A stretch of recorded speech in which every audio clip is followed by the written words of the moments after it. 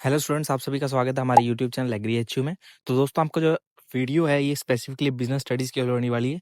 12th class का जो है आपका एग्ज़ाम है, ठीक है? तो उसके लिए ये वीडियो पूरी डेडिकेटेड है। तो इस वीडियो में हम डिस्कस करेंगे जितने भी हैं इस पेपर के अंदर क्वेश्चन है, साथ के साथ कोई एक्सपेक्टेड क्वेश्चन होगा वो मैं आपसे डिस्कस करता चलूँगा। तो वीडियो को एंड तक देखना, कोई भी क्वेश्चन आपने छोड़ना नहीं है, क्योंकि जो है काफ़ी सारे क्वेश्चन बिजनेस स्टडीज़ में जो आपके रिपीट होते रहते हैं, ठीक है? और बात ये है क्योंकि बिजनेस स्टडीज़ में आपको जो है 70 से 80% थ्योरी ऐसी है जिसको आप जो है खुद से भी डेवलप कर सकते हैं, अगर आपको थोड़ा बहुत आइडिया भी रहेगा, ठीक है? तो इस पेपर को आप बड़ा ध्यान से करना है इस बात के लिए, ठीक है? तो स्टार्ट करते हैं फ्रॉम वेरी फर्स्ट क्वेश्चन, जो कि हमारा एमसीक्यू होने वाला है, ठीक है? समन्वय का संबंध आपका जो है प्रबंध के किस कार्य के साथ है? तो नियोजन, नियुक्तिकरण, संगठन, तो ये सभी के साथ है, ठीक है? मान लें कि जो आपका कोऑर्डिनेशन है is related to which function of the management, वो आपका planning, organizing, staffing, directing, controlling सभी का जो है पार्ट होता है। तो इसका ओल आ जाएगा आंसर। निम्न में से आप किस प्रकार की नीतियों का की सिफारिश करते हैं? तो सख्त, नरम, ए बी दोनों या कोई भी नहीं? तो इसका आंसर सी हो जाएगा आपका, बोथ ए बी, क्योंकि जो एक किसी भी पॉलिसी को बनाने के लिए आपको स्ट्रिक्ट और जो है सॉफ्ट दोनों टाइप के लॉज हमें चाहिए होते हैं। थर्ड क्वेश्चन हमारा, which of the following organization last a long time, बहुत लास्ट तक, यानी कि जो है लंबे समय तक कोई संगठन जो है कौन सा टिकता हुआ है? फॉर्मल, क्योंकि उसमें एक ऑर्गेनाइजेशन पैटर्न होता है। उसके बाद हमारा फोर्थ क्वेश्चन है, अधिकार अंतःकरण, यानी कि आपका जो है डेलीगेशन ऑफ अथॉरिटी का अधिकार क्या है? ठीक है? तो जो है इनमें से कौन सा basis of the delegation of the authority है? तो पहला है सेंट्रलाइजेशन, दूसरा है डिसेंट्रलाइजेशन, सी है बोथ ए एंड बी, तो आपका डी है डिवीजन ऑफ लेबर, यानी कि उसमें डिवीजन ऑफ लेबर होता है, सबको अपना अपना काम बांटा होता है। यही आपकी होती है डेलीगेशन ऑफ अथॉरिटी, ठीक है? उसके बाद हमारा है standard should have which of the following properties, worthy to achieve, flexible, scalable, या फिर सभी, क्योंकि सारे के सारे हैं जो आपके स्टैंडर्ड होने चाहिए सेट प्रॉपर्टीज के लिए, ठीक है? प्रमापों में निम्न में से किन कौन सा कर्ण जो आपका गुण है होना चाहिए इसमें से, ठीक है? प्राप्त करने योग्य, लोच, आपका लोचपूर्ण, मापने योग्य, उपयुक्त, जो है आपके सभी, इसमें आपका जो है ऑप्शन करेक्ट हो जाएगा। और इसका जो है छठा है, नियंत्रण प्रबंधन का कौन सा कार्य है? देखो, controlling is which function of the management, तो आपका जो है लास्ट है, बिल्कुल लास्ट में होता है। ये क्वेश्चन भी बड़ा इंपॉर्टेंट है, ठीक है? उसके बाद है सेवंथ क्वेश्चन, डैश आंतरिक भर्ती का लाभ है, ठीक है? तो इसमें से कौन सा है? Dash is the merit of the internal recruitment, तो हमारा कौन सा है? Both A and B, increase the motivation और इंडस्ट्रियल पीस। उसके बाद आपका अगला है, कार्यशील पूंजी को आवश्यक, ठीक है, क्यों माना जाता है? देखो क्यों होती है, देखो क्योंकि उसमें देखो why working capital is needed, तो आप सिंपल सी बात देखो, अगर वर्किंग कैपिटल आपको क्यों चाहिए, ठीक है? टू पे फॉर द डेली वर्क, आपको जैसे डेली वर्क के लिए आपको पे करना है, तो उसके लिए आपको वर्किंग कैपिटल चाहिए, ठीक है? लैंड बाय करना है, बिल्डिंग बाय करनी है, मशीन बाय करनी है, आपको क्या चाहिए? फिक्स्ड कैपिटल चाहिए, ठीक है? तो इसके बाद हमारा है अगला 9th क्वेश्चन, इनमें से कौन सा जो है चालू कंपनियों में शामिल नहीं किया जाता है? विच of the following is not included in the current asset, तो कैश, आपका डेबिटर और स्टॉक, तीनों आपके जो है वो है आपके करंट एसेट में होते हैं, बट जो है लॉन्ग टर्म इन्वेस्टमेंट है वो आपकी जो है करंट एसेट में नहीं आता, वो आपका लॉन्ग टर्म एसेट में आता है, ठीक है? तो इनमें से आपका जो है आंसर आएगा दीर्घकालीन विनियोग। उसके बाद हमारा अगला है, डनलप निम्न में से कौन सा उदाहरण है? देखो, डनलूप जो आपका है example of which of the following, तो ब्रांडिंग, ब्रांड नेम, ब्रांड या फिर ब्रांड मार्क, तो आपका ब्रांड नेम है डनलूप, ठीक है? उसके बाद हमारा अगला 11वां क्वेश्चन है, dash is then called a marketer, तो मार्केटर कौन होता है? एक सेटिस्फायर, जो दूसरे की जो नीड को सेटिस्फाई करता है, तो वो सेटिस्फायर होता है, ठीक है? तो डैश को आप विपणनकर्ता कहते हैं, किसको कहते हैं हम? जो है संतुष्टि प्रदान करने वाला। उसके बाद विज्ञापन के लिए डैश का होना आवश्यक है, तो इसके लिए हमारा जो है व्यय तथा प्रयास दोनों हमारा जो है दोनों होने चाहिए, यानी कि dash is required for the advertisement, आपका एक्सपेंडिचर प्लस एफर्ट्स दोनों होने चाहिए।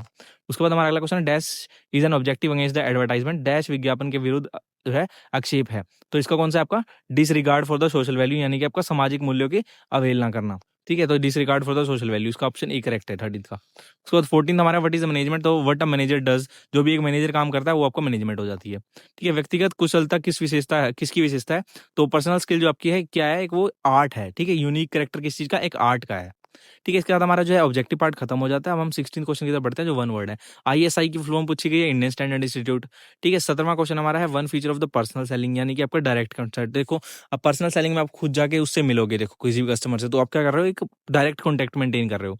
उसके बाद 18 question, state any one method of the sales promotion, तो सेल्स प्रमोशन करने के कोई भी तरीके आप इसमें लिख सकते हो, जैसे कि एक डिस्काउंट हो गया, फ्री सैंपल हो गया, तो इससे जो आपकी सेल्स बढ़ती है, ठीक है? इसके बाद हमारा है 19th क्वेश्चन, जो हमारा असर्शन रहने वाला है।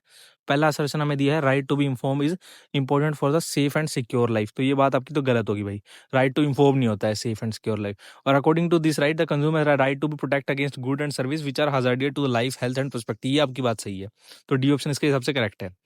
उसके बाद हमारा है sales promotion technique are used to boost short term sales and attract customer. बिल्कुल शॉर्ट टर्म जो है आपकी जो सेल्स प्रमोशन इसलिए होती है ताकि जो आपको कस्टमर को अट्रैक्ट कर सको शॉर्ट टर्म जो है शॉर्ट टर्म सेल्स के लिए। और आपका रीजन इसमें sale promotion technique do not influence customer consumer behaviour and purchase decision. ये गलत बात है क्योंकि वो इफेक्ट करता है आपका।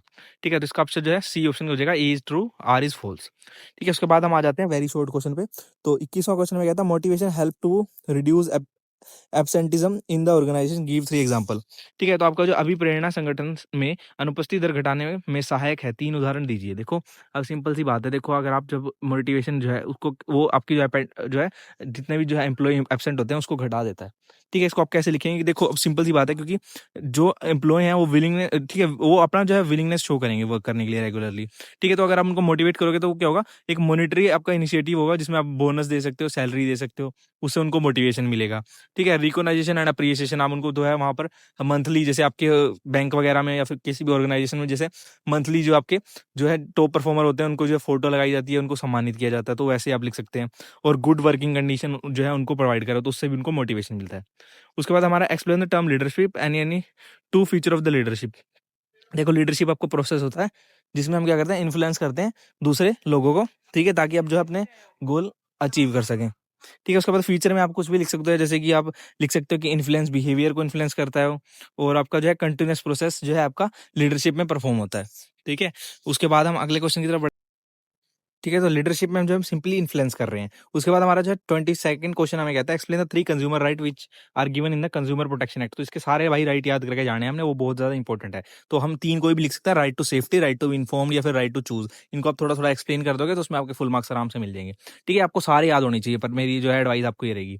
State any 3 feature of the personal selling. तो पर्सनल सेलिंग में आपके कोई 3 फीचर लिख दो, जैसे कि आप पर्सनल इंटरेक्शन कर सकते हो, उसमें इमीडिएट फीडबैक दे सकते हो कि आपको अच्छा लगा प्रोडक्ट की नहीं लगा, फ्लेक्सिबिलिटी उसमें है।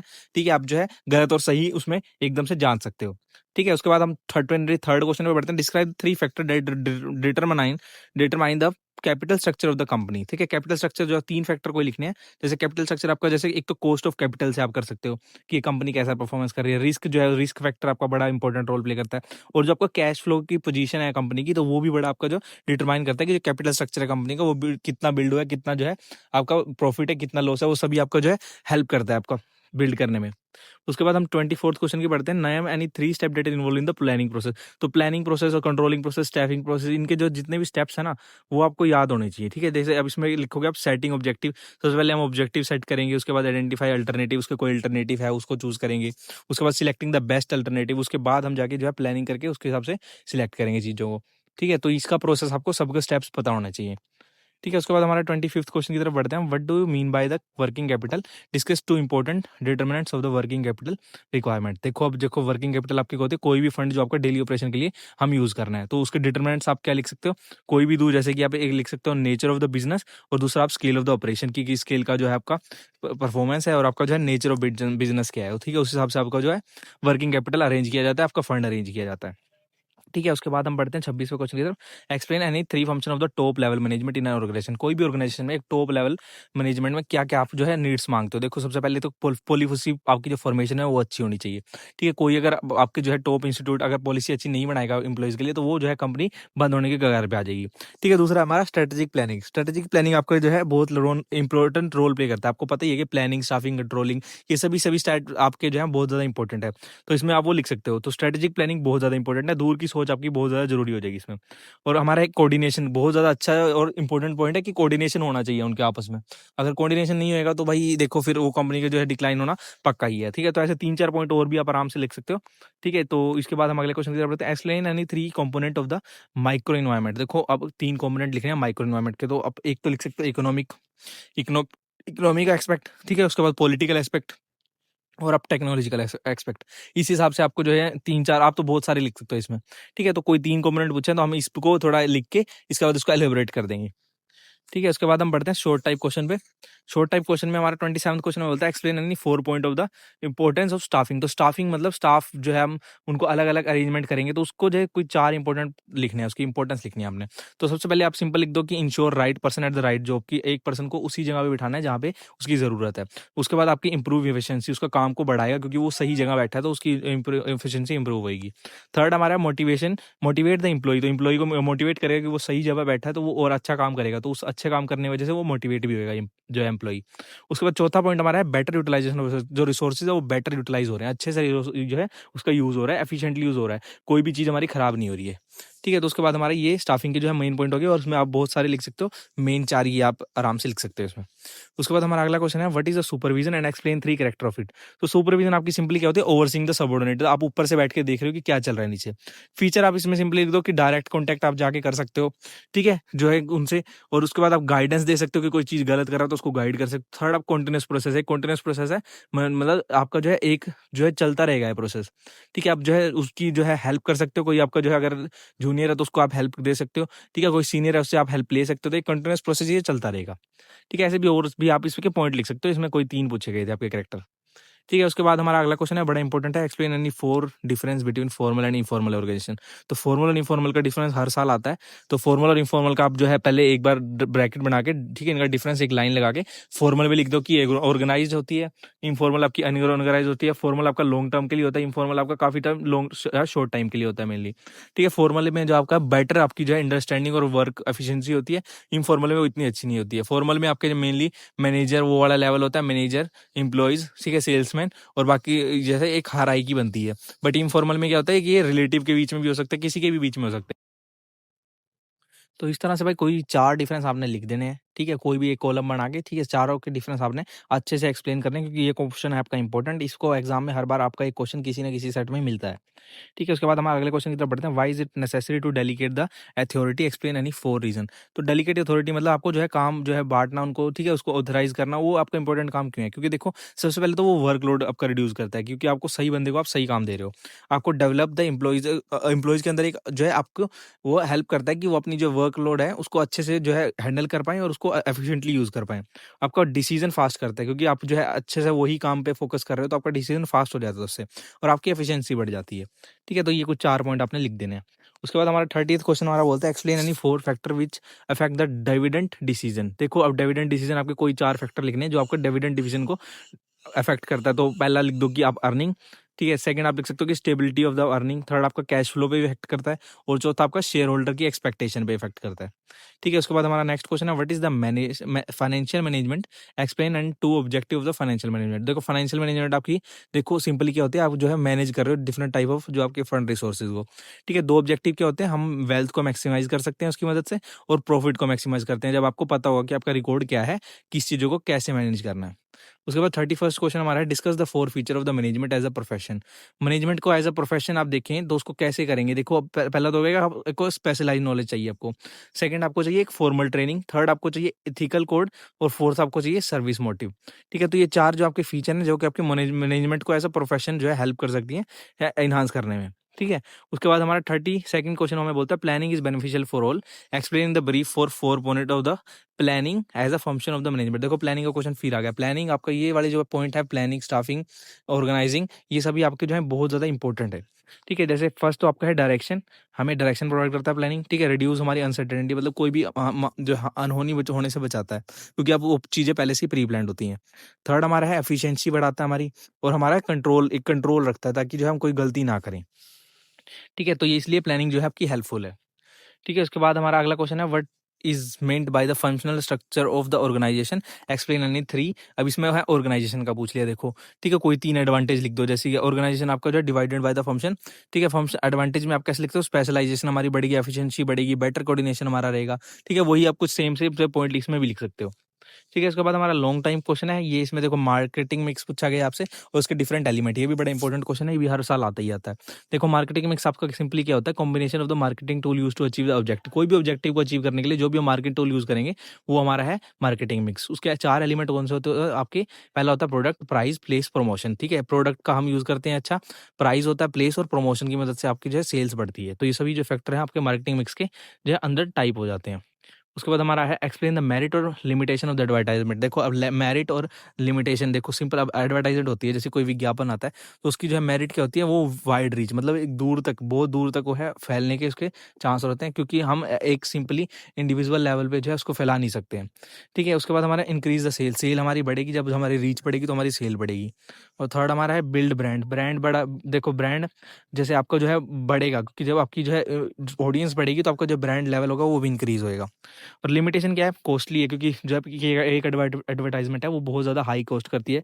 मान लो आप कहीं भी एडवर्टाइजमेंट दे रहे हो, ठीक है, मिसलीडिंग भी हो सकती है, कई बार फेक विज्ञापन भी छापते हैं लोग, ठीक है, और लेस पर्सनल, इसमें पर्सनल जो है सारा प्रोफेशनल काम होता है, ठीक है। उसके बाद हमारा 34th क्वेश्चन है, what is the management essential for the successful running of an entrepreneur, ठीक है। तो इसमें सिंपली आपको ये लिखना है कि मैनेजमेंट एसेंशियल क्यों है, जो कि सक्सेसफुल रनिंग ऑफ मतलब एंटरप्रेन्योर को जो है सक्सेसफुल रन करने की क्या क्या मतलब जो है मेन ज़रूरत है, तो ये अपनी तरफ से आप बना के लिख सकते हो। इसके बाद हमारा है explain any 6 principle of the management. तो कोई 6 प्रिंसिपल आपने मैनेजमेंट के लिख देना है। पहला डिवीजन ऑफ द वर्क होता है, उसके बाद अपना अथॉरिटी और रिस्पॉन्सिबिलिटी आती है, डिसिप्लिन मेंटेन करना पड़ता है, unity of the command, unity in the direction, और आपका इक्विटी फंड आपका इसमें आ जाएगा, ठीक है। ये सारे आपके प्रिंसिपल है मैनेजमेंट के। इसके बाद अपना है explain the merit and the limitation of the internal sources of the recruitment. देखो अब मेरिट और लिमिटेशन क्या है, देखो मेरिट में आप लिख सकते हो कि इकोनॉमिकल है, ठीक है, मोटिवेशन और रिलायबल है, और लिमिटेशन में आप क्या लिखोगे, सिंपली जो आपका लिमिटेड चॉइस होती है, इसमें कोई इनोवेशन नहीं होता और कॉन्फ्लिक्ट होने के चांस हमारे जो है इसमें ज़्यादा रहते हैं, ठीक है। तो internal source of the recruitment, ठीक है, रिक्रूटमेंट आपकी मतलब आप समझते होंगे, जैसे आपके कई कई बार भर्तियां होती हैं, ठीक है, उसमें जो है आपके मेरिट और जो है उसके मतलब सिंपली मेरिट और लिमिटेशन पूछे हैं आपके जो इंटरनल सोर्सेज होते हैं, तो ये कुछ मेरिट और लिमिटेशन आप यहाँ पर लिख सकते हैं। उसके बाद हमारा अगला क्वेश्चन है explain 3 method on the job training end of training. तो देखो जॉब ट्रेनिंग में आप क्या लिख सकते हो, एक तो ये आपका अप्रेंटिसशिप होता है, ठीक है, और ऑन द जॉब, और आपको कोचिंग एक तरह से मेंटरशिप आपको प्रोवाइड करता है और इंटर्नशिप की हेल्प करता है, ऑन जॉब ट्रेनिंग। और आपका ऑफ जॉब ट्रेनिंग अगर आप देखो तो उसमें आपको जो है लेक्चर ज़्यादातर मिलते हैं, केस स्टडी आप ज़्यादातर उसमें करते हैं, और आपका जो होता है विजिटेबल ट्रेनिंग इसमें ज़्यादातर आपकी परफॉर्म की जाती है, ठीक है। तो इसी के साथ ये वाला एग्जाम हमने सोल्व कर लिया। होप आपने वीडियो बड़े अच्छे से देखी होगी, ठीक है। अगर आपको कोई चीज़ नहीं समझ आती है, एक बार आप दोबारा से उसको बैक करके दोबारा से देखना, ठीक है, और आप डिफरेंट टाइप ऑफ सोर्सेज यानी गूगल वगैरह का यूज करके भी एक बार इसको क्रॉस चेक करके, ठीक है, इसको एनहांस कर सकते हो अपने आंसर को, ठीक है। और फिर अगर आप फिर भी आपको कोई दिक्कत आती है तो कमेंट सेक्शन में आप जो है अपना कमेंट ड्रॉप कर सकते हो, ठीक है। तो मिलते हैं किसी नई वीडियो में। तो आपके एग्जाम के लिए आप सभी को बेस्ट ऑफ लक, बहुत अच्छे से एग्जाम देना अपना।